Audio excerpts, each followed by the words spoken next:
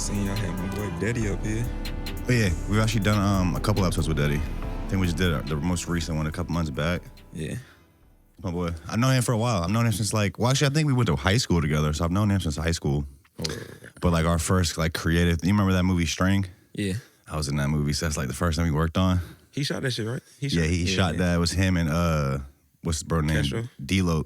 Oh yeah. Castro was like the main character in it. One of them. Yeah. That was like 2017, I think. A minute ago. You just mentioned before the show that you've been doing this fast for the past 30 days. How's that been?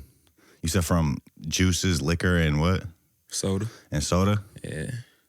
That shit just made me, I feel better though. Like, I don't feel sluggish and shit. That liquor and that goddamn soda be heavy on you and shit. But I just did it. My girl do that shit. She probably drink like a soda or some juice or something. Like, no exaggeration, probably like 10 times a year, or 12 times a year, straight water.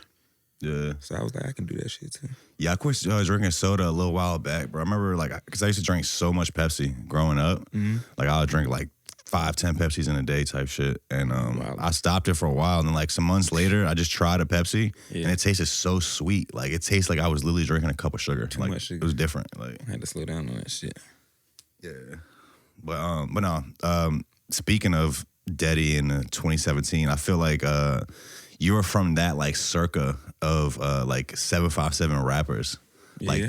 I've been following you on Instagram probably since around that time, 2018. My shit got deleted. Yeah?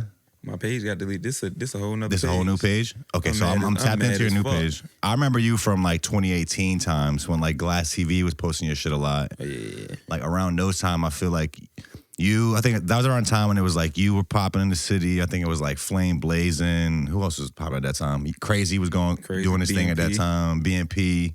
BEO, CEO. Yeah. I kind of call that the Glass TV era. Yeah. Even though, I don't know what bro's on right now. I don't even know if he fucks with me anymore. Either way, shout out to him. But, that was the era where Glass was really covering you guys. He was kind of our only coverage at the time. But I feel like you disappeared a little bit. Where you been? Sometimes you gotta fall back, man. It be life. For one, I goddamn had a son. So it's certain shit. Before I had a kid, I just used to get up and go. I'm getting on the plane or Crazy, had a show or Crazy about to go somewhere out of town. He'd be like, you coming? I slide with him. I go to Vegas. I go to Atlanta. I move around. I be opening up for people. But it's when I had a son, it's sometimes you got to put shit to the side. I can't miss certain shit. And it's it ain't expensive. It's time consuming. Yeah. And I'm a real dad, so I ain't missing nothing. Then I had another son. So that shit got real crazy. I gotta really plan shit out before I make a move. I can't just get up and go and shit. But I got hella music though. I just don't be putting this shit out. Well, I also did notice you've been pretty much dropping still every year since those days. Yeah, I think other than 2023, I think the only gap in your Spotify is 2023. Yeah. Shit, I be trying to get some money first. Only person I can say that really got me in the stew or that can get me in the stew is Hunta Izzy. Yeah. Anytime he come out here, I go to the studio and I start recording. But other than that, he's from Baltimore, right? He from Baltimore. Yeah. What do we have? Didn't we have some type of connection with him? Didn't we do something that? Trey P. Trey P. He was making content with him. Okay. Yeah, I know you were working with him early on. Who? Trey P? Well, Trey P was doing your videos too. Yeah, him and Daddy. Yeah. And I just actually realized, I can't remember, because I did a couple episodes with Zell. Mm-hmm. And I can't remember if he was telling us about it, but I just noticed you guys had a whole project together. Yeah. Which I think that's your last project. We did 2. We supposed to do a 3. I think the second one is on Spotify. Is the other one not on everywhere? Hey, look, right? So how you said I fell back? So I'm on TuneCore. Okay. So when you get up there, I don't got it for automatic withdraw from my account or something to pay for the albums to stay up there. So if you don't go up there in a certain amount of time, they'll take your shit off. So a lot of my shit got taken off. And I tried to go back up there and put the shit up there, but you gotta re-put it up there. You can't just go pay for it no more. You gotta re-upload. I gotta re-upload everything. So I was like, man, I got some new shit coming though. I'm gonna re-upload it, but I got some new shit coming. So there is a Beach Boy 2 Trill one. I know the second one's everywhere. Mm-hmm. Y'all working on the third one? we talked about it. We ain't start working on it yet. Yeah. But bro, we got so many songs that it could be one. But I don't just want to put songs together and just put them on the tape. I really want like it to be like a story to the tape. Like how we did it, we'll pick like movies. That's why our covers look like movies, like Boys in the Hood and Belly and shit like that. I wanted it to be like a movie jump. And close. Yeah, I wanted the shit to be like, I wanted to flow together. You feel what I'm saying? Zell been going crazy.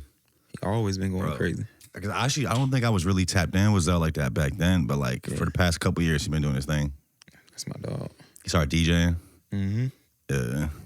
He was People don't even know that that Nicki Minaj dissed the Megan Thee Stallion. That's Zell beat. Yeah, for sure. What's it called again? I know. We talked about that. But he put that shit. He put that shit together. They put him and Tate and them put that shit together. Like, what you mean? Basically, she already had a beat. She tapped in with them, or I don't know how it went. They tapped in with her. She tapped in with them, or whatever, such and such. And they put that beat together right then and there, and then sent it to her, and she put the vocals on the beat and then put it out. Bigfoot, yeah, this joint right here. Yeah, he was telling us about this. He was like really excited when this happened. I think he came on the pod like soon after this. That's crazy. Yeah. That's my boy though. He tried to put me on with this Filipino food called balut, which is just pretty much like a raw duck or some shit. I don't be trying to try no crazy shit. Yeah, I was like, I'm good, bro. He was trying I tried to swear some frog legs before though. Frog leg? Yeah. Yeah. I saw you on a couple trips shit. too. Did you go to Africa? Jamaica. You said it in a song. I think you said it in a song when you went to Africa. I ain't never went to the damn Africa. I swear you said that shit in the song, bro. Hell nah. I went to Jamaica though. How was your Jamaica trip? That shit was crazy. That shit was lit. Yeah? Yeah. That shit was like that. You got some Jamaican weed out there? I was jumping off cliffs and shit. I don't smoke. Oh, for real? I ain't never been a smoker. I drink though. Yeah. I can't wait till 12 o'clock yet. Tonight? Damn right. Okay. You were jumping off cliffs in Jamaica? Yeah, jumping off cliffs, ATVs, hella parties, all type of shit. Them motherfuckers out there get crazy though. Like, they'll try you though. If you ain't on a resort, they'll try your ass. Bro, a lot of those like countries that have tourism, like you'll go there and like on the resort, it seems really nice. Like it's nice ass resort. Then you go a couple miles out of the resort and it's just people living so poor. Yeah, and it's just like it's just weird. Bro, I forgot where it was, but it was this. Maybe pull this up, Karen. There was this Amazon warehouse built in some third world country, and it was this like super nice, like big ass Amazon building. But then like right next to it, people are sleeping in tents. It's like that's how it's like all dirt that roads shit and is, shit. bro. I'm like, bro, what? That's how all that shit is. Type in Amazon warehouse in. Let me see, because it looked like mad dystopian just outside it, bro. Yeah, go to the picture to the right. What the hell is Tijuana? The picture to the right, the one you just selected. No, go up. No, zoom out. To the left of that one, right there. I think that's the one I seen. Yeah, like look at this, bro. Like this doesn't make any sense to me. I mean, that ain't funny. I ain't laughing like that. I ain't laughing at that such, but like that what? shit look like some. I don't know. That shit like they trying to tease a motherfucker or something. Like they can't run up in that bitch or something and get what the fuck they need. Right. Like you can't build no shit like well, that. I mean, I guess in one hand to play devil's advocate, before that Amazon warehouse was there, those people might have had no job. Now it's like, okay, we'll give y'all some job. Yeah, if they do got a job. Yeah. Very weird to me. I'm not sure. That's how it is at a lot of these like tourist places.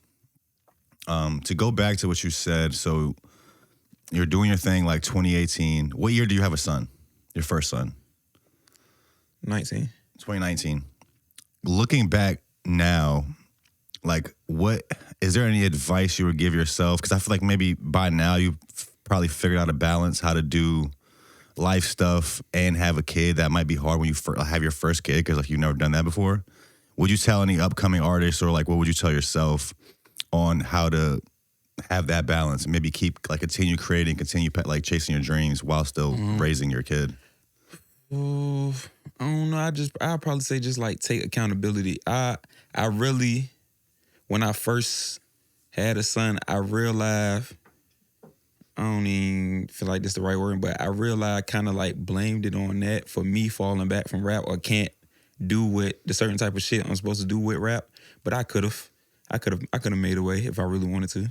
You feel what I'm saying? Like, I don't know. I felt like it slowed me up But there's plenty of people that rap that had kids and it didn't slow them up. Well, we don't know what they did behind the scenes, but in front of the scenes, it's like it didn't slow them up. They still kept going. Like, I could have did it, but I was still doing it.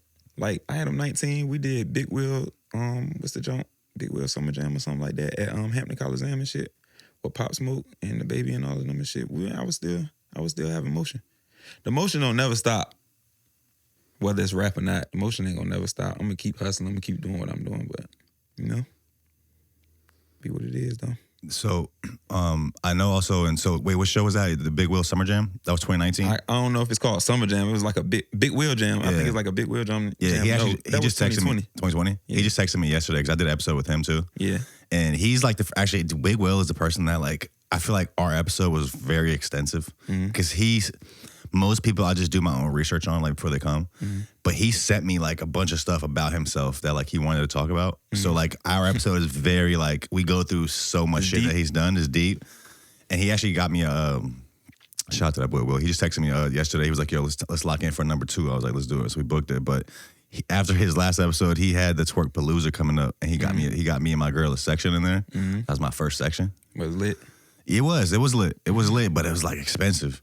That bottle culture is not for me. Section culture is not for me, bro. Like people do that for sure, bro. Because if I go in the club, I don't have to buy sections and bottles when I go in the club. But if I did go in the club, I wouldn't do it. I'd go straight to the bar and get some drinks. Cause bro, motherfuckers be popping like 10 bottles. Bro, you're not drinking 10 bottles of liquor. Motherfucker go in your house, you got 10 bottles of liquor on the shelf. Why it ain't all gone? You don't drink like that for real. That shit is for show, bro. Trying to show people you have money and man, it's a dumb way to show.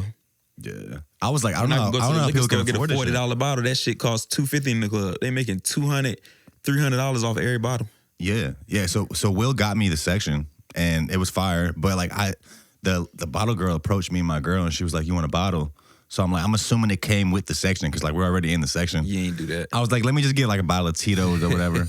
And then she's coming back. And she ends up telling me the bottle was like $250. I'm like, you know what? Let's just get 2 drinks. Let me just get 2 drinks and some wings. Yeah. So like we just got that.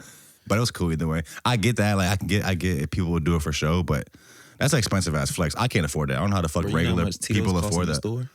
$22. Thank you. I buy that shit from the store. Hell no. Yeah. But no, it was a fire event though. It was lit. Like it was packed in there. Yeah. So you feel like you want to take accountability. You feel like you could have went harder, even going through that. Yeah, I could have went harder. I could have did it smarter.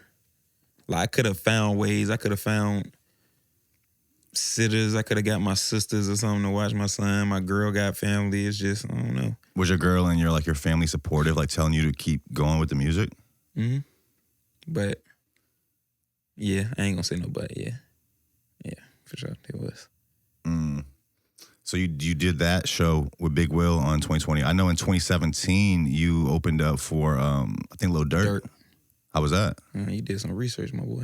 That was my first show. Your first ever show in life? That was my first time opening up for an artist. Okay. That was my first time opening up for an artist. That shit was all right though. I mean, it was lit, but I felt like around that time, I don't know if I won't lit enough, but they treated like local artists like we want nothing. Like the fans at the show. No, the people that ran it. Like, bro, if I'm performing, why the fuck I'm not backstage? Why the fuck I'm out here in the crowd? Then when it's time for me to go, I walk through the crowd to the stage. I want to feel, artists want to feel important, just like a mainstream artist is. You feel me? I mean, if you're already on the set list, like you already on the show, why not? And then it's little certain shit you got to notice. Like they'll give the mainstream artist a cordless mic. And a local artist got a mic with a cord. Yeah, like, bro. That's crazy. Yeah, that shit. or if you ever go to a show, you gotta peep this shit too, bro. Like, the way your music sound, and then when the mainstream artists get on the stage, it's like they turn everything up. The volume, the bass, the amps, whatever type of, the lights, everything just go more crazy when a mainstream artist get up there. So I be noticing shit like that. What if they just got a better mix than you? Nah, it ain't about the mix. Yeah. For sure it ain't. Yeah. Nah, hell nah. That's funny. I mean, I get it. They want to warm up the crowd. You don't want to like outshine the main act, I guess. They might have your volume lower. That. I want my shit to sound just like theirs, bro. Yeah. Like they shit whamming when they get on stage. I want my shit to be whamming, not my voice louder than the music or the music louder than my voice. I want everything to be leveled out. You feel me? I don't know. I mean, I feel like, I guess 2017 times, I don't know how developed our scene was at that time for like, I was kind of tapped in, but not as much as I am now. I think it was Developed as in what? Developed as far as like how ready our artists were at the time and how much like support and respect they got from other people in our area. Like I think 2017 was still pretty early. Like we had some people making moves, but I don't know if the public around here was like ready to support a local artist yet, like to that level. Like I would say now, I think now if you're doing your thing in the city in 2025, people will believe in you. And like they can see the vision that like you can become bigger than this area and they might support you more. I see what you're talking about. They supported, it's a couple that got supported, but they supported beef and dissing more. So like if it was a diss track or if it was a beef, it'll get more views and more traction than a regular song, or you feel what I'm saying? Or it's popularity. It's people that ain't as popular that's better than artists that's popular. Feel what I'm saying? They don't get exposure, but man, that's everywhere. That's politics. It's like basketball. You go to a basketball camp and you'll be ranked 15th in the nation. Otherwise, you don't go to a basketball camp and you could be number 1 in the nation, but you ain't get that exposure. Nobody would even know you. No, for sure. That's politics too. Like you're like just actual politics. Like somebody could be like one candidate could be telling a lie, but one candidate could be telling the truth. But if the lie is like more amplified and louder and reaches more people, it means more. Mm-hmm. For sure. I mean, popularity has also always been a level in like it's been an aspect of music. I mean, I feel like Jay-Z said it in an interview before too. Like, it's probably rappers that rap better than Jay-Z, but he has something that those artists don't. I mean, it's marketability, it's the business behind it. Like, especially in 2025, everybody says we've known that, but it's more than the music. So being popular and knowing, too, though. huh? Yeah, money behind them too. But like, so you can have the best music, but you have to have the grind, the hustle, the personality, the charisma, like the fucking, like people have to like you. You have to like put your shit in certain places. Like, and I never really understood that like until like not too long ago. Like I'm like, okay, if you have hard music, that's all you need. But it's not gonna work. Bro, we were just talking about that shit the other day. I was talking to my cousin and shit. So it's a few people out here that they music so fucking hard. You feel what I'm saying?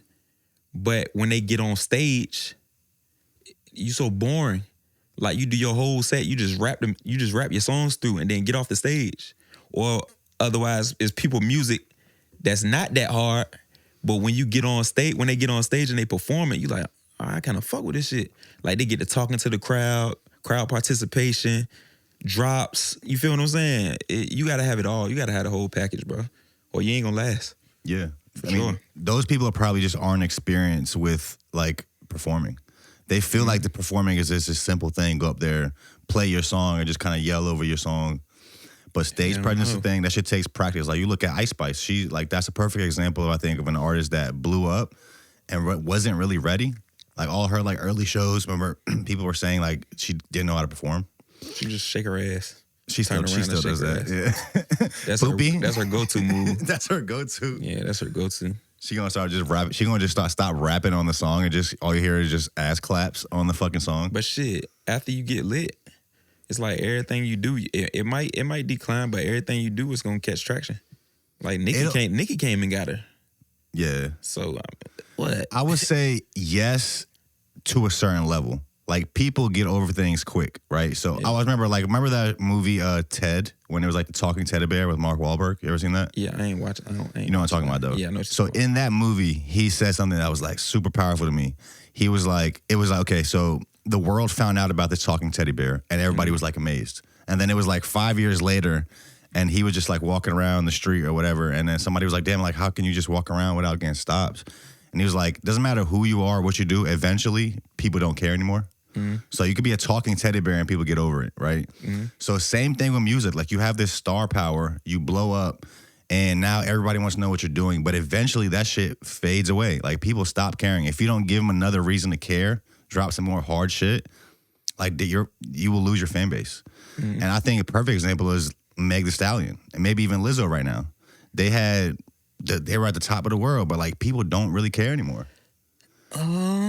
Lil Nas X, another example. I can't necessarily say that because if a motherfucker still got your name in their mouth, you still popping. I guess. I mean, I guess in a sense. As long as you talked about, bro, I don't care what matter. You still another example of it too. Okay, so let's say we won't even use an artist, but okay, let's say you're a big artist, you blew up, you had your thing.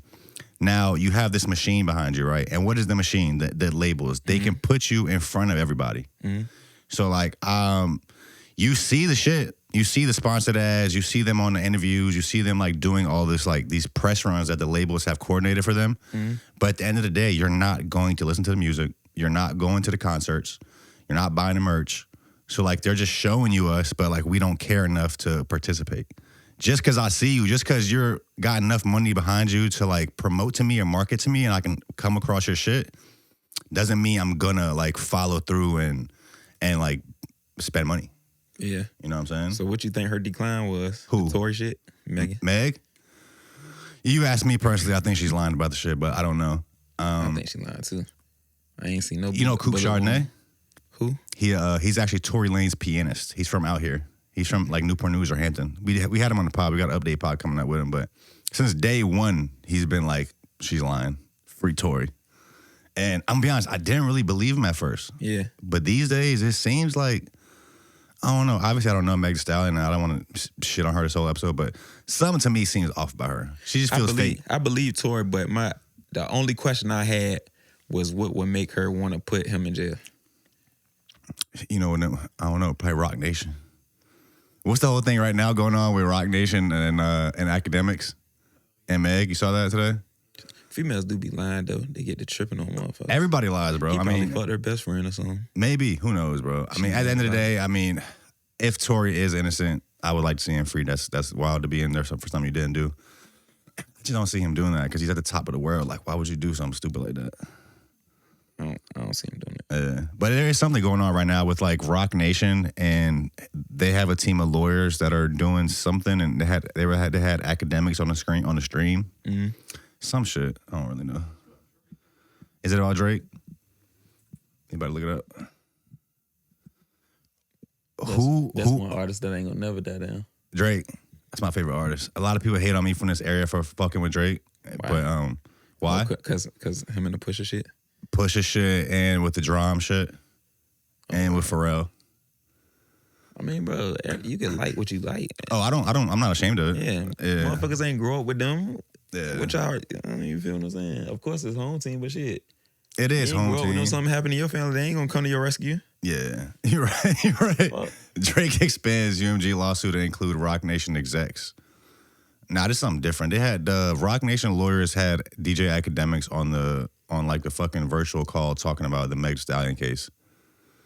And they were trying to get him to say that he doesn't think she's lying, but he kept saying, like, in my opinion, I think she's lying. Or some shit. Yeah, this has something to do with the Drake case. It looked like the face of starting some shit. Yeah, I mean, also, like you mentioned earlier, like beef and dissing and stuff, I feel like was more popular in the day. I don't think it is anymore. Like, I don't think people really care about that anymore. Nah. I'm sure there still are some people, but I don't really see, like, I don't know. You just got to be outside. If you know, you know. I don't feel like it's that type of pressure no more. And plus, a lot of people locked up that was in that type of shit, and a lot of people passed away that was in that type of shit. So it ain't been as crazy as it was back then. You know.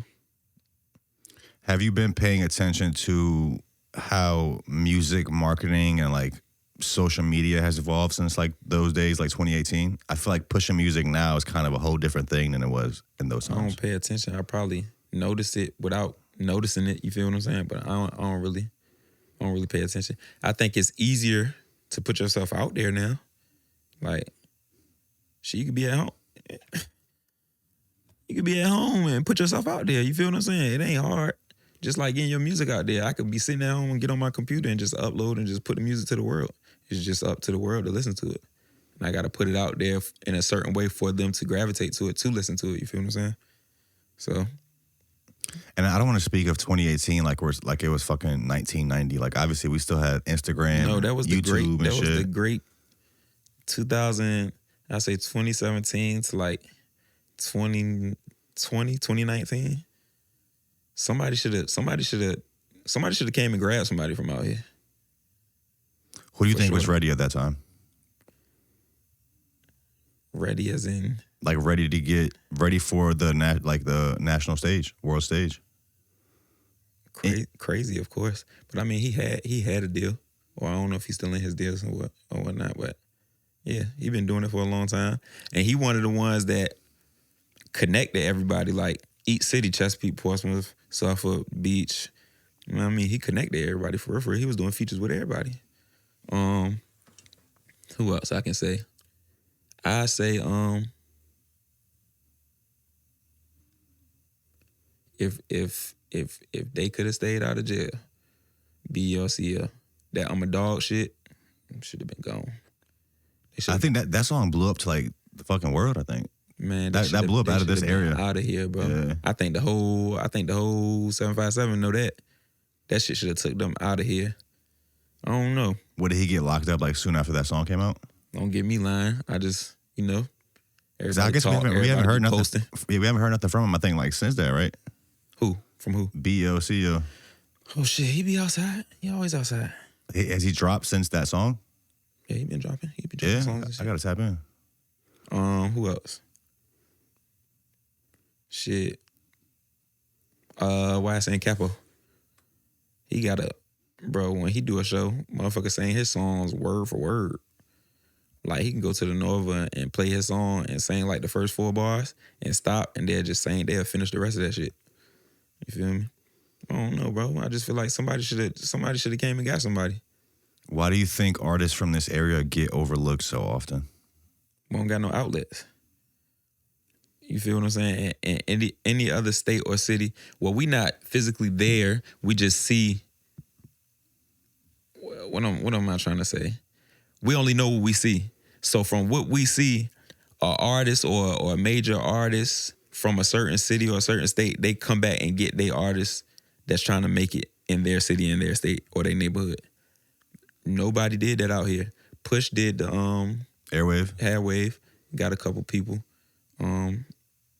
But I don't see nobody coming out here and grabbing somebody and just, look, let's go. I feel like you can do something. We're going to test run, try this shit out. And, you know what I mean?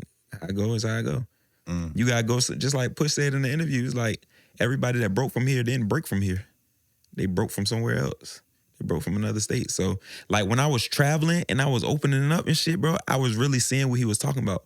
But my followers went up so motherfucking quick. Then Instagram took my page. I was sick. So, like, I feel like if we travel and keep traveling, keep promoting, keep dropping, and this, that, and the third, somebody will break. Somebody will break for sure. I mean, Push saying that, I feel like didn't really hold much relevance to me because he blew up in a time before social media. Yeah. Like we've had, I mean, look at Tommy Richmond, look at Shabuzi. They blew up on the internet.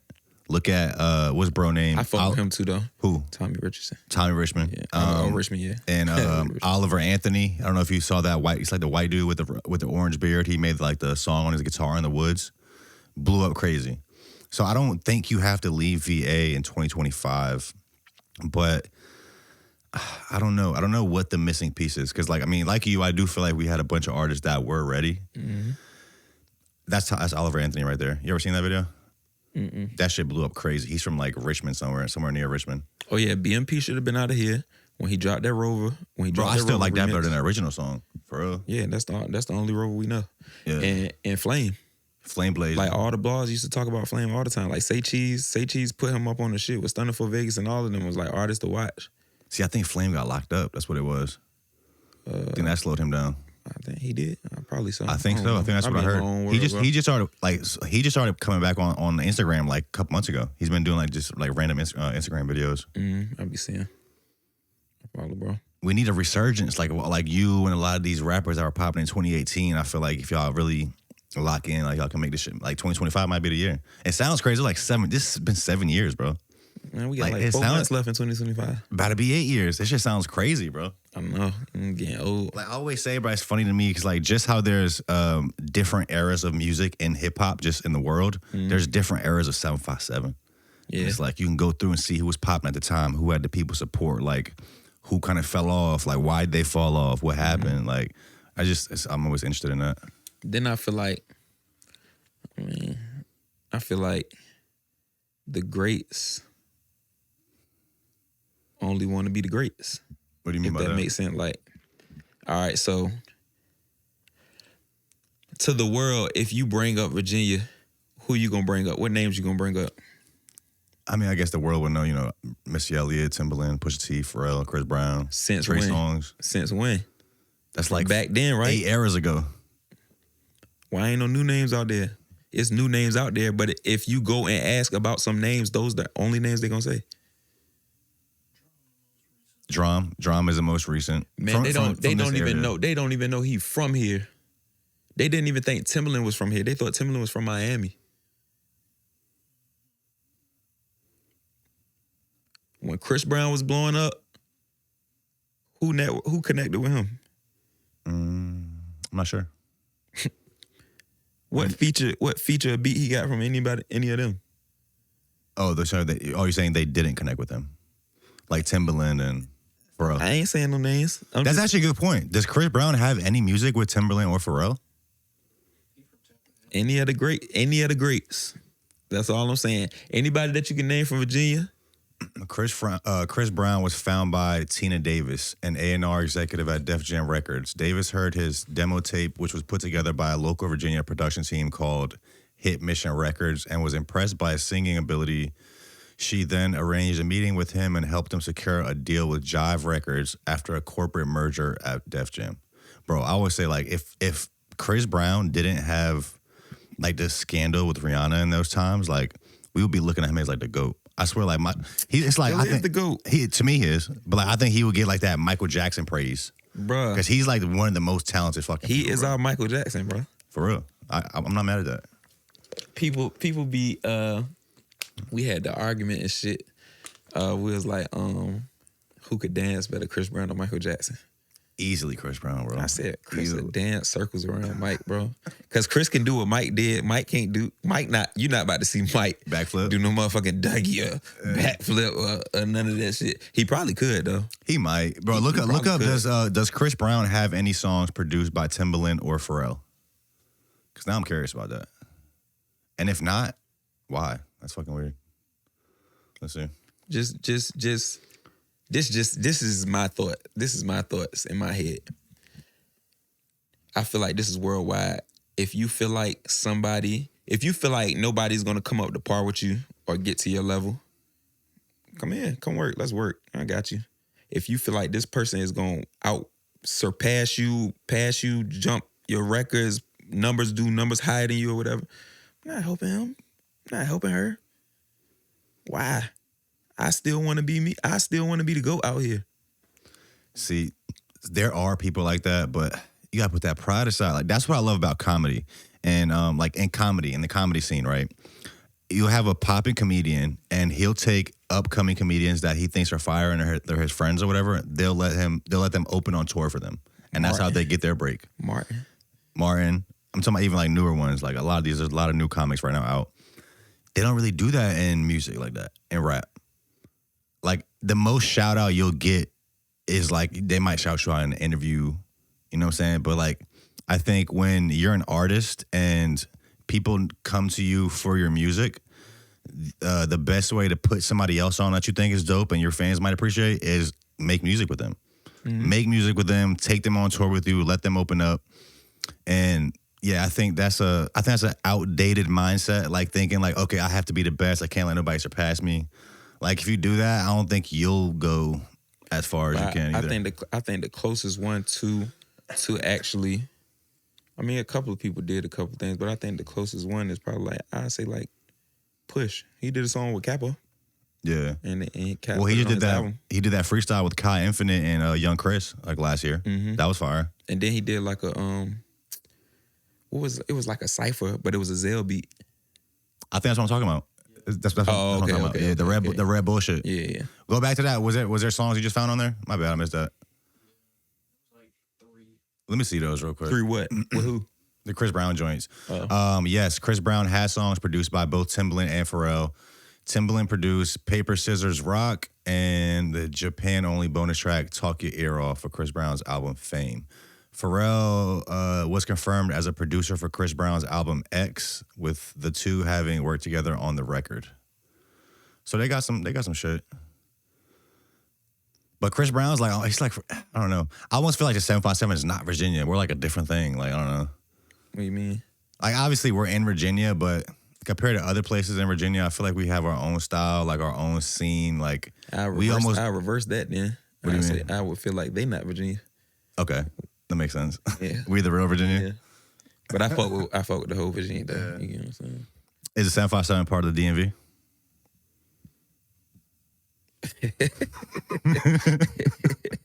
I mean, it says it. We just don't claim it. That's what I say too. It says it. We don't claim People it. will swear about it. It's like they so different. Yeah. Like Northern Virginia and like they just so different. But we are Virginia at the end of the day. If we connect, we'll be more powerful. You know what I'm saying? That's what Push just did that like message to the DMV. You saw that? Mm-mm. Bro, I be in my own world, bro. Especially now. Be in my own world, bro. You know what I jump up for before anything?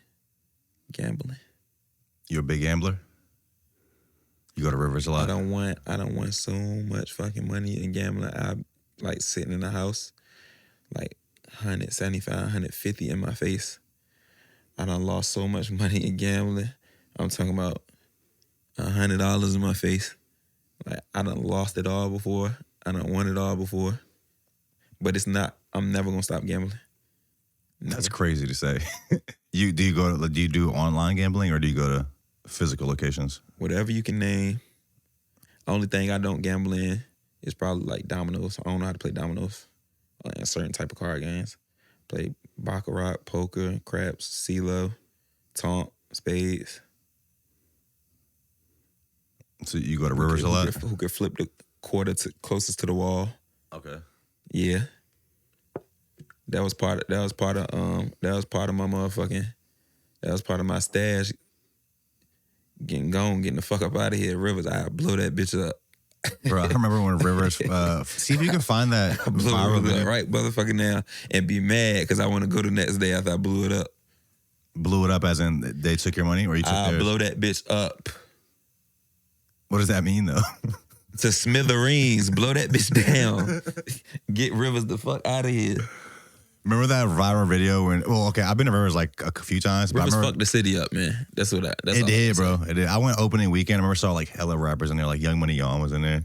I was like, the city outside. They had to get it together though. They like kids in there that was 17, 16. Everybody sneaking in there, was rumbling, fights, all that shit. You had to get ID to get in. Bro, you said you went there when it first opened, right? You see how packed that shit was? Yeah. Man, they ain't had that shit organized. They ID'd me. People used to roll the dice on the table, right? And they'll hit their point. Like, you know about craps when you roll. I never play craps, but I kind of know the gist of it. So like, let's say I roll a 6. That's my point. I gotta roll my 6 back before I roll a 7. If I roll a 7, I lose all the money. So like, you roll a 6, right? Then people put money down. Then you just throw the dice again. Your 6 just so happily come back on the next roll. You win. People that didn't even bet will be putting money down like where you win at, and then the dealers will pay them. Like they won't on top of it like that. That's why a lot of people ban, a lot of people up out of there and oh yeah, this shit right here. Is this a dude? Yeah. Running back? When he was like, ain't nothing happened. He's like, y'all want to put a casino in Portsmouth.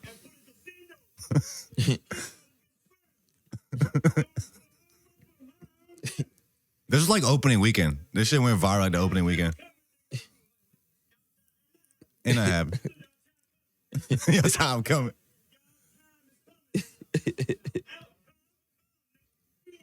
Look at that dude with the orange. He's like, I'm just trying to do my job here. We gonna ride everything. Boy, I done had that goddamn that mindset so many times. Cause that shit be cheating.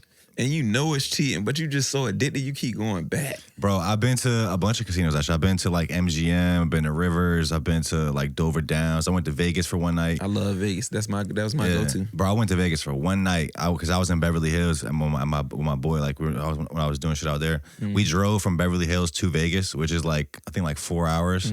And we just stayed for one night. I went in there, I lost 700 in, like, the first hour.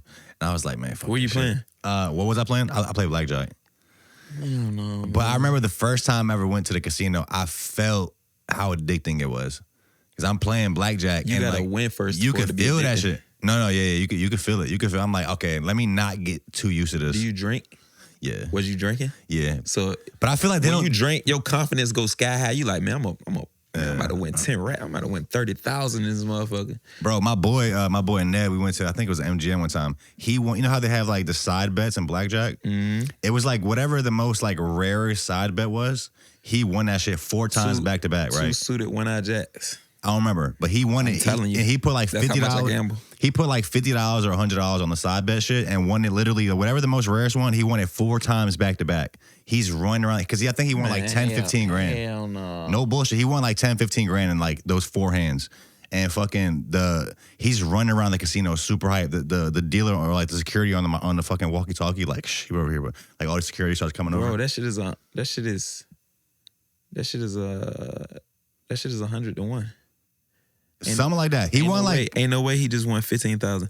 No, I don't remember how much he's won, but he won like 10 grand. He won like 10 grand in those 4 hands. He was probably betting like 50 on the side bet or something. Something like that. He won a lot of fucking money and very quick, and they were like suspicious of him. And like we got out of there though, and we went to some strip club in I think it was in DC. And I always remember this fucking moment. I came upstairs, and it's just one stripper dancing, and it's him in front of her, and he has like this stack of money, and he's throwing the money and shit, and like the song's playing like "Bitch Call Me Steve-O." Yeah. And he threw the money on the beat. It was like, "Bitch Call Me Steve-O." he's like beaming the money at this girl. Yeah. I'm like, hey yo. Oh, he was lit. But no, I've been a few times. I try not to go more than a year, like more than once a year, because my dad was always like warning me about that when I was growing up. He was like, try not to go where? Like casinos. More than once a year? You go to the casino once a year? Something like that. You gamble? Or you don't gamble? Not too hard. Like I don't want to. I was about to say you ain't no damn gambler. I'm not a gambler at your level. Like I said, I'll go like once a year for some gamble? fun. So we used to play dice in high school and shit. Okay. But yeah, my dad always warned me about that because I guess he knew people growing up that like lost everything in gambling. He was like, you got to know when to walk away. That shit hard. It's prideful. This shit inherited though. This shit in genes. Like for real, bro. Like my Aunt Pam addicted. She gonna play lottery numbers any chance she get. She'll fuck around and play. What's the shit where you bet the dollars in the crib? She'll break that out quick. Left, right, center. She'll break that out quick. My grandma, bingo. Man, she can't live without bingo. My dad, I get that shit from my dad heavy. My dad gamble, man. That's a gambling motherfucker, boy. Man, this shit is in my family. Like and we so competitive. I don't want to lose. If I lose $20, I feel like I got to go get it back. If I go to the mall and I spend $100, damn, I need some gamble. I got to get that $100 back. That's just my mindset for real. If I don't, you can ask my girl, bro. If I don't gamble, I just feel I have to do something with some type of motion that's gonna get me money quick for me to be like, man, fuck going to gamble.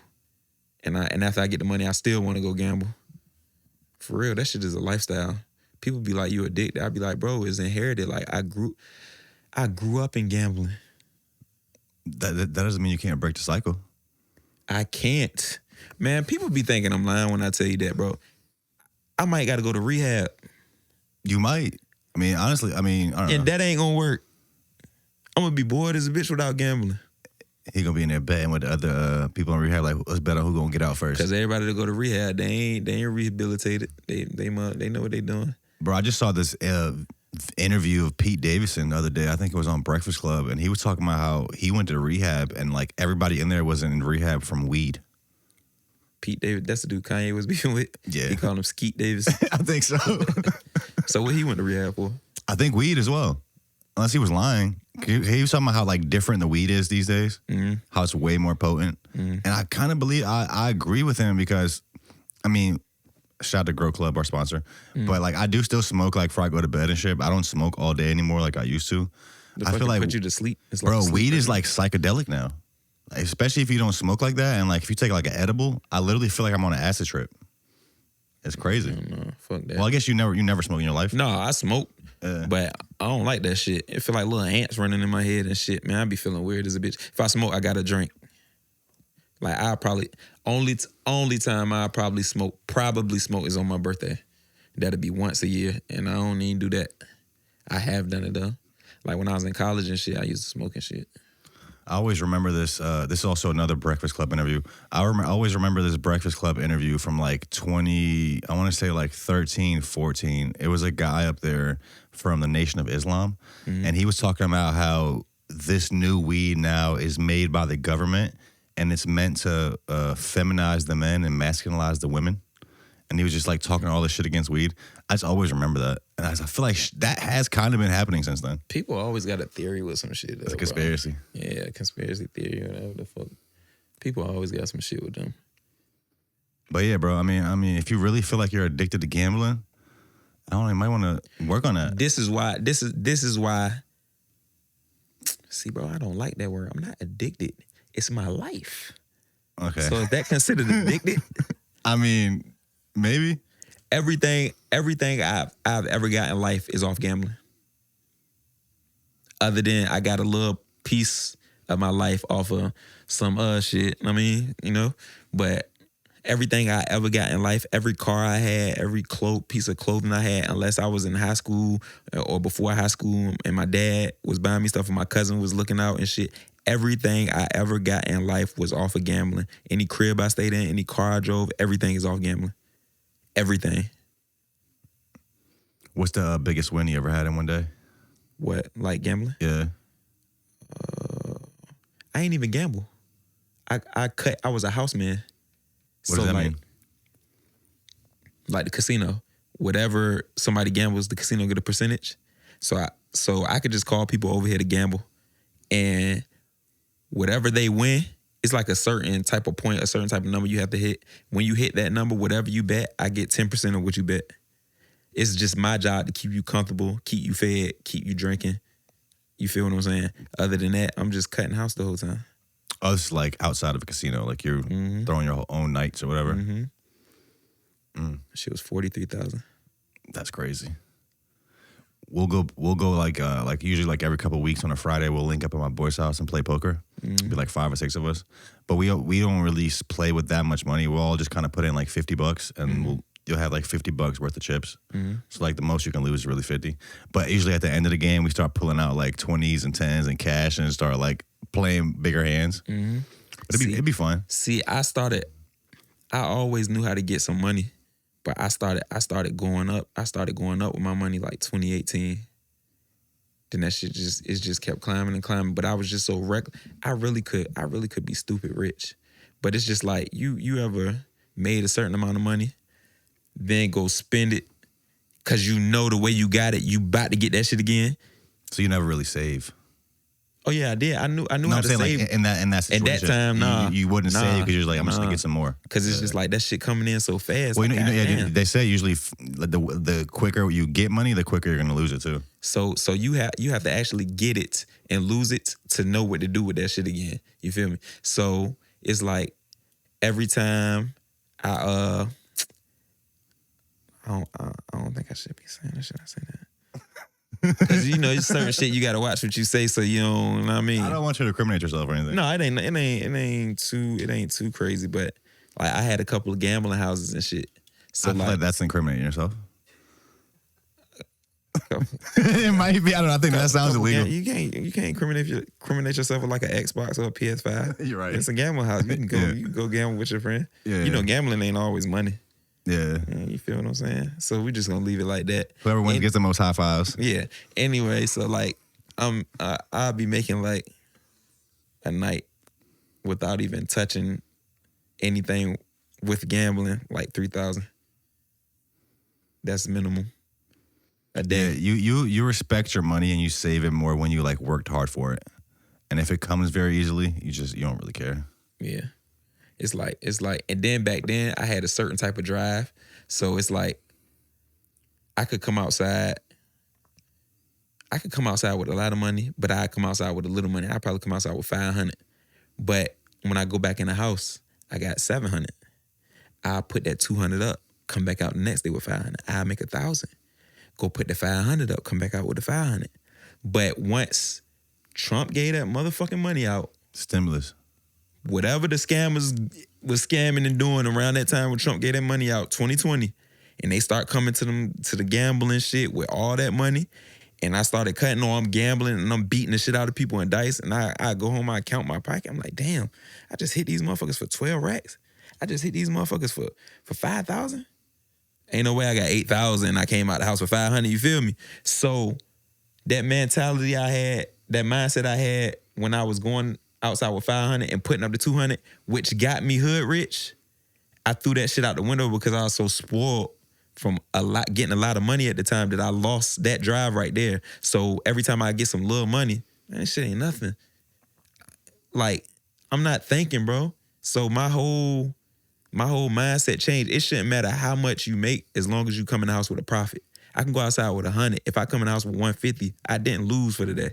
I won. I made more than what I came out with, and I just lost that mindset because I was so spoiled to a lot of money. Then that shit stopped because everybody started running out of money.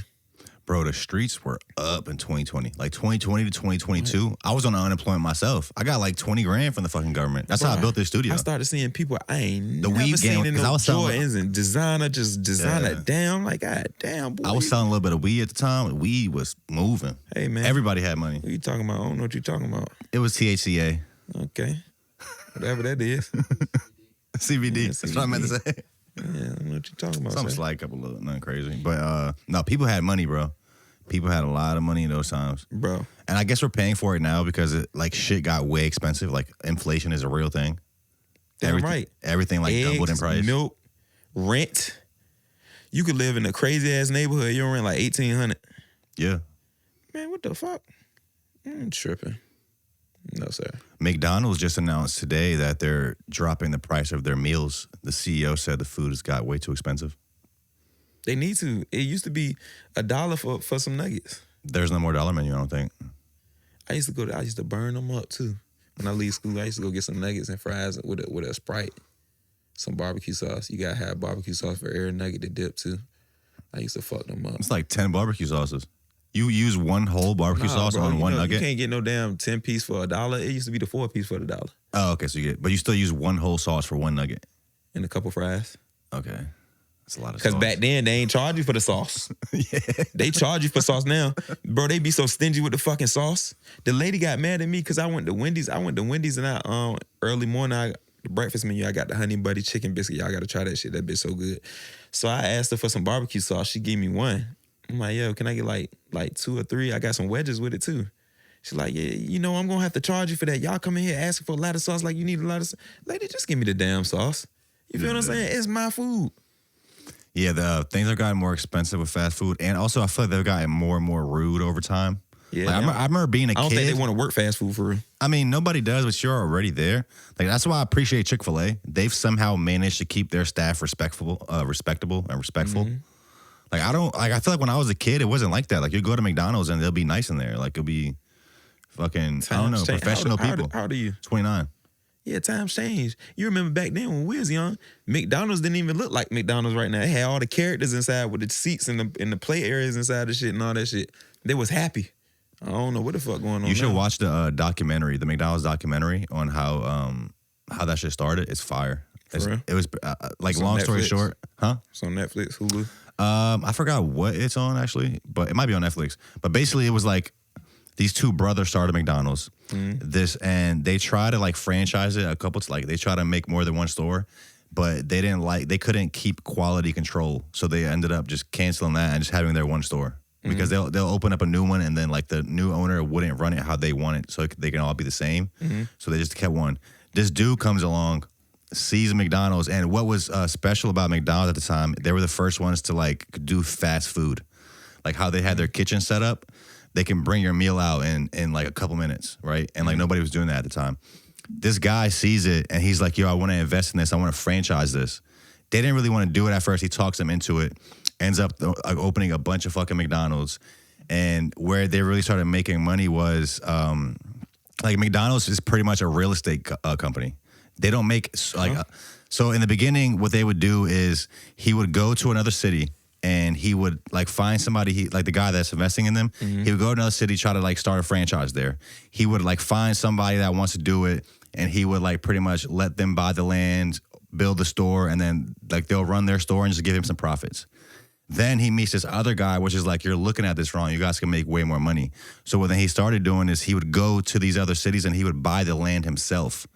And then he would let the new owner like rent that place from him and run the McDonald's. So pretty much they made all their money off real estate. Like McDonald's is one of the biggest real estate owners in America because they own all the land. Food?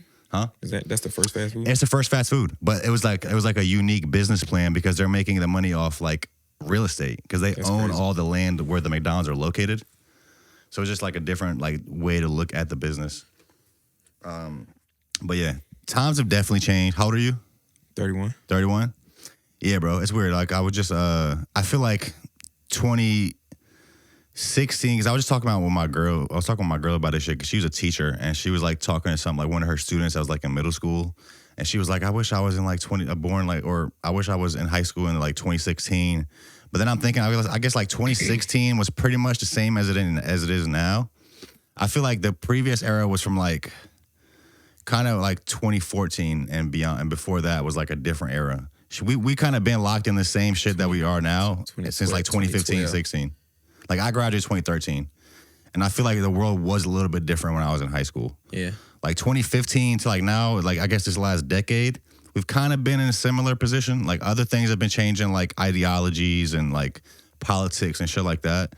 But as far as like technology, how big social media is, like how people move is pretty similar how it was 10 years ago.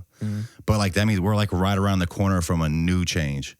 And I think this shit changes soon. I think AI is gonna be this new change. There'll be some new technology, some new ways of like how we communicate, how we communicate with each other, how we move around, how we interact with technology. That's gonna change the world again. That AI shit scary, bro. Yeah. That shit gonna get a lot of people hurt. Like you can actually make it seem like we trying to go to war with somebody with AI. And they'll take that with a fake video or some shit. Yeah, and they'll take that shit. Like Beanie Siegel. What him? Beanie Siegel used AI to get his old voice back.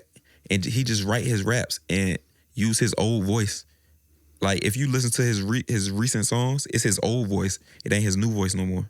You know about Beanie Siegel's voice, right? No, what happened to his voice? Like, his voice was, I don't know what happened to it, but, like, his voice was, like... damaged? That guy. Then, like, guess, like, it was probably, like, 5, 6, 7 years ago. His voice just, like, it's like he lost it. Like, his voice got taken away. You know how, like, you lose your voice when you get sick? That's how he sound.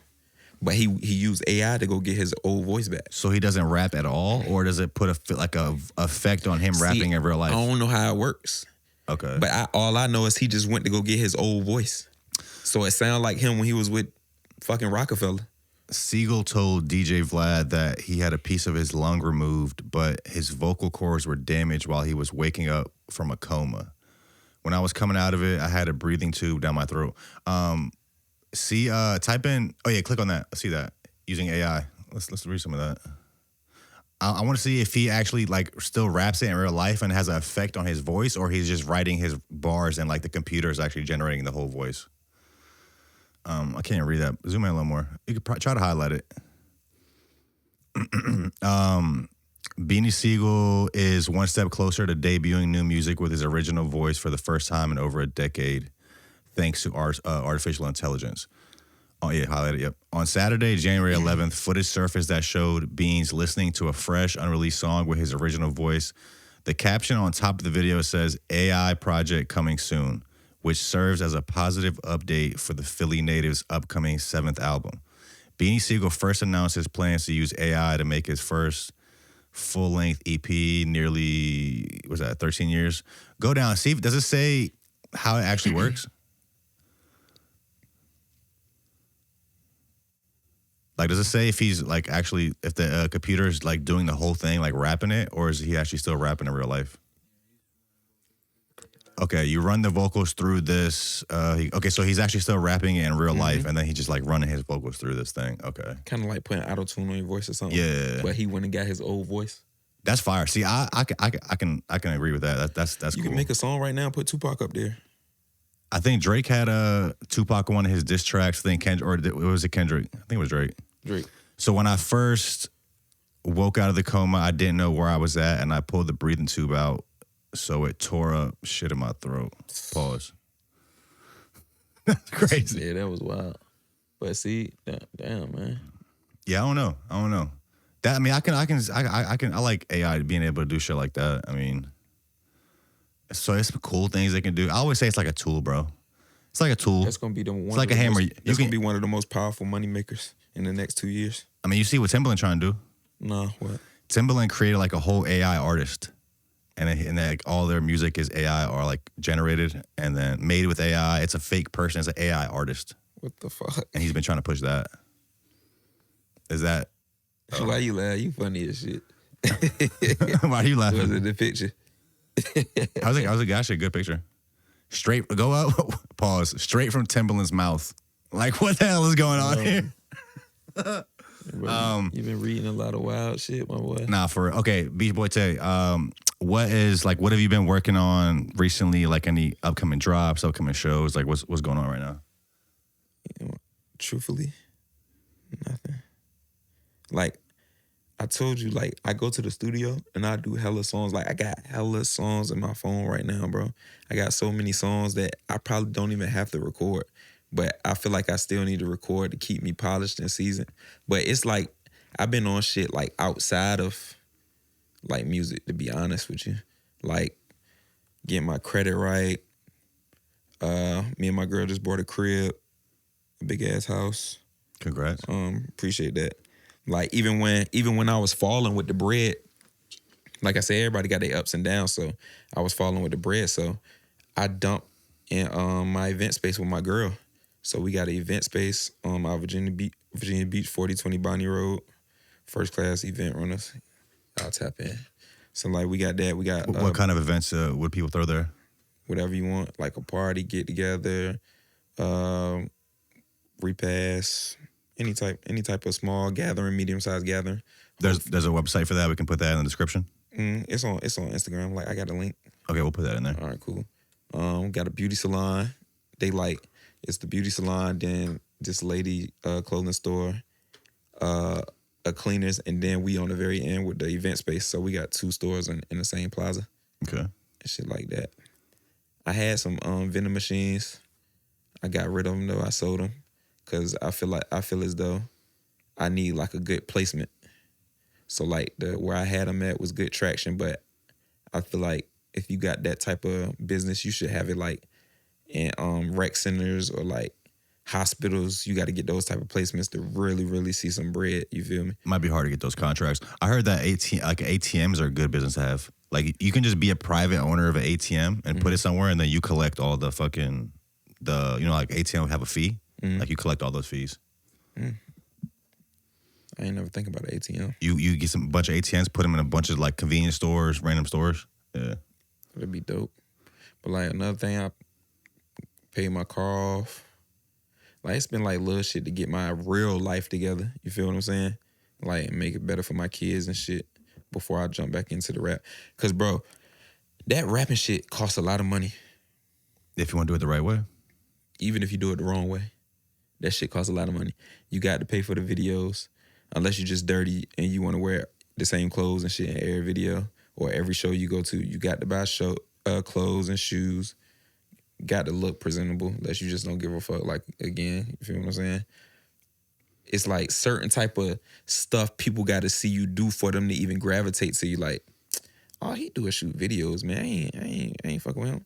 Damn, he pulling up in a Sprinter. He got a photographer. They record. Who the fuck is he? Like, I want to know he got a chain. He got this, that, and the third.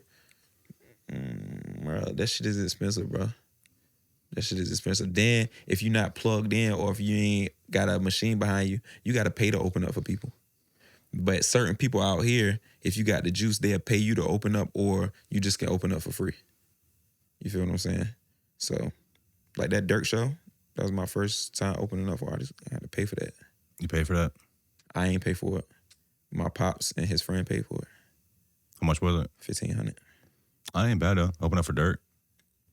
And I felt like it was good because I just started rapping that year. So like, people used to always tell me to rap and shit. Like, especially my boy Renard and shit. I've been knowing my boy Renard since elementary school. He used to be like, bro, why you don't rap? Or like, when I had got a MacBook, 2012, my pops bought me a MacBook for Christmas. I started rapping on that shit like GarageBand. Like, I'd be with my cousins, we'd be having sleepovers and shit. Pause. And then we'd be on GarageBand rap. You know, you gotta say pause or everything now. We'd be on GarageBand rapping. Then I'd just be saying some crazy shit that I thought was sweet. I'm like, man, this shit ain't sweet. Then everybody be like, damn, that shit was fire. I'm like, man, I ain't about to rap for real.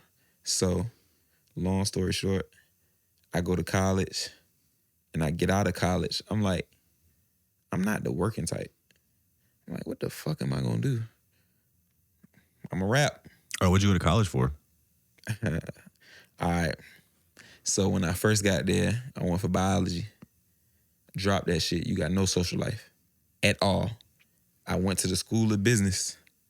I got kicked out of the School of Business because you got to keep a certain grade. You got to keep a certain grade point average while you're in the School of Business. And I was still childish as fuck. You got to think, I'm coming out of high school. I'm 17, 18. I'm still a kid for real, you feel what I'm saying? But you coming into a different type of world with people that like seniors in college, they like 23, 24. They grown as hell, 25. Even people that didn't go to college and then decided to go as a freshman, like you 27, you feel what I'm saying? Like, it's grown ass people there and shit. So I got kicked out of that. What college was it though? Virginia State University. Okay. I went to my homegirl dorm hall or whatever, and I wasn't supposed to be in there. And her roommate was schizophrenic and shit. So like she was just real crazy and shit. And I ended up falling asleep in the bed with the girl. So she started taking pictures and recording us, and I took her phone and I threw it. And she left out of the room. And bro, when I woke up to a tap. It's like 5 police officers, so I'm walking out of the dorm in handcuffs and shit. And they was like, the girl told her she had a gun, this, that, and the third. The crazy part about it is I used to always carry one. That certain day, I didn't have it with me. You feel what I'm saying? Thank God I didn't. But and I had to go see JA, Judicial Affairs. Everybody that went to Virginia State know what that is. Judicial Affairs is like the last step before you, that it can be the last step or that is the last step for you getting your ass up out of the Virginia State. So long story short, I got up out of Virginia State, left there. I went back home, worked at the shipyard. I came back to Virginia State. I paid my way to get in, had to write a letter to the president of Virginia State. Got back in. Now I'm doing mass communication. You feel what I'm saying? So when I do mass communication or whatever, you got to have an internship. And my internship was dude named Gary Flowers. He had a radio station in Richmond or whatever. So I was doing an intern with him. I end up getting hit up or whatever. I end up getting shot. So he dropped me from his internship because he told me he don't know what type of street activity I'm into. I'm like, damn, you ain't know if this shit was a what's the word? So you were just an innocent bystander? Yeah, innocent bystander or what? You just assumed that I'm into some street shit. So I was supposed to leave 2016. I had to stay back another semester and do an internship or whatever. So after I did my internship, I was able to graduate and shit. Oh, so you got shot before you started rapping? Yeah. And it's kind of crazy that he's canceling your internship for a radio job over that. It's not like you're working with like kids or some shit. Even if you are, I mean, you could still be an innocent bystander, but I wasn't even ready for that shit though, bro. Like, you know, we in college, bro. Like, if you got that mindset while you in high school, like, I'm going to college, you know, either you might lose track, but you know your focus is I'm going to college because I want to get this certain job, I want to make this certain amount of money. I didn't want to go. I swear, bro. So I got a friend named Jaquan. His mom used to work in the she was a counselor or whatever. She used to work in the office. She literally grabbed me by my collar. I'm walking down the hallway. I don't know she in the office. She come out of that office, this shit like a movie, like a cartoon or something, grab me by my collar, pull me in that bitch. She like, you filling out some college applications. I'm like, I don't want to fill them out. Man, she made me sit right there and fill them bitches out. I went home to finish 2 more. I think I went home to finish Norfolk State and to finish Hampton University. I did all Virginia schools because I ain't really want to leave from home. But I did Howard too because it's DC. I got family in DC and shit. So I ended up getting accepted into 3. But I only chose Virginia State because I seen College Hill on BT. You know, College Hill, they had Virginia State. They had the Virginia State one up there. And then when I went there for orientation, my pops liked that in the city. Like, he got a real big name in the city. Like, he always had the clothes, the cars, and the females. This back in the day for if he mess with anybody now or y'all get what I'm trying to say. So once he got down, solidified, looking around like, God damn, boy, I'm going here. And I lucked up because back then, Virginia State was not co-ed. It was a boy side and there was a girl side. The dorm hall I stayed in was called Seward. That shit was co-ed. It's all co-ed now, though? Yeah, it's all co-ed now. Like, you used to couldn't even be on a female side after 8. You couldn't be on the female dorm side. It might have been a little bit later because classes used to be like an hour 30. Your last class probably like 6 o'clock. So you couldn't be on the girl side after like 8, 9 o'clock or some shit. And we used to always sneak over there and security would chase you across the campus and shit like that. That's hilarious. You pick VSU because you saw it on BET though. College Hill. That was a show? Yeah. Pull that up. Let's see what that is. Where the fuck you been at talking about that's a show? What? Damn right, that shit used to be lit. I'm not you never seen College Hill? Nah, what happens in it? Shit. It's just like some college reality show? They take you through a reality show while you're in college, yeah. Type in, yeah. That's the people that were on there? Mm-hmm. You recognize them? What you mean? I ain't go to school with them. No, well, that's the people that were on that episode. Oh, yeah. Why does that look like? The nigga in the middle name Rodney. I remember that shit like yesterday. For real? Yeah, right. I wonder where these people are Look, now. Rodney, there you go right there. Rodney. Told you. Yeah, we got to interview one of them. Yeah, I'm telling you, bro. That's fire. the only reason I went out. Cause you know BT used to come on. They used to, like, shit like this used to come on the late night. So I used to be up watching that shit. It's College Hill, Virginia State. Referred to the third season of BET reality TV series College Hill, which aired 2006. Followed 8 students living in a mansion at Virginia State University. They have mansions up there? Man, hell no. Ain't no goddamn mansion. You know how they had them big old ass houses with a lot of is VSU rooms. HBCU? Yeah, VSU, yeah. Okay. All of them is. Okay. Oh, so this show only followed HBCUs? Yeah, or okay. like they had one College Hill was like in the Caribbeans. I think it's up there too. Okay. Beachboytae, appreciate it, bro. Anything else you want to leave the people with? Anything else you want to touch on? I mean, not too much. I actually, you would have to ask me something. I don't open up. Like, I don't really open up to people. I don't like people to, you feel me? I'm very Last question. I mean, you dropping this year? Anything dropping 2025? Yeah, I'm gonna make Izzy pop back out. That's who I got the most songs with. Oh, he hasn't been dropping either like that? No, he'll drop. I have the most unreleased songs with him, like, than I did with anybody else. We probably got like 11 songs that ain't dropped. We got like a whole tape. So Beachboytae, Ben, Hunta Izzy tape possibly dropping 2025. Don't do that. I'm just saying possibly. Like, anything can happen. That's my boy though. Okay. I know me and Zell coming though. Pause. Whoa. Me and Zell gonna drop some shit. It better come hard. Pause. Yeah. Hell yeah. Thank you, bro. Appreciate you guys for tuning in. All bros links in the description. If you're in the Virginia Beach area, check out this event space as well if you're looking for an event space. 4020 Bonnie Road. Follow me on Instagram, Beachboytae with 2 E's at the end because they deleted my first one. You feel me? Just be on the lookout, man. I'm gonna drop some shit. I'm gonna come back. I'm gonna rebrand myself, change the flow up. Feel what I'm saying? New type of beats and shit like that. I'm coming though. Hell yeah. Pause. Come on. See you guys soon.